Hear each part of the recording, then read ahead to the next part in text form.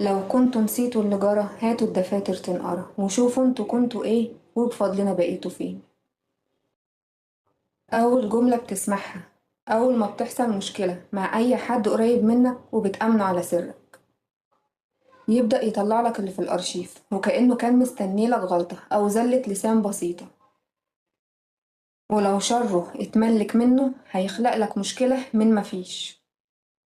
انت فاكر لما قلت عليا كذا في اليوم الفلاني في المكان الفلاني وكأنه كان بيسجلك.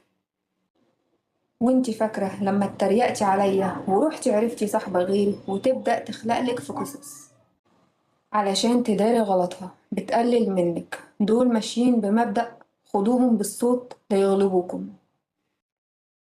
ده غير بقى كشف الأسرار وكأنه سباق، مين فينا اللي هيفضح التاني الأول.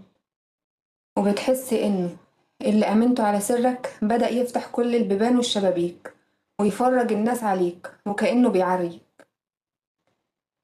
وبتسمع وتشوف بني آدم لأول والآخر مرة هتسمعه وتشوفه فيها تاني.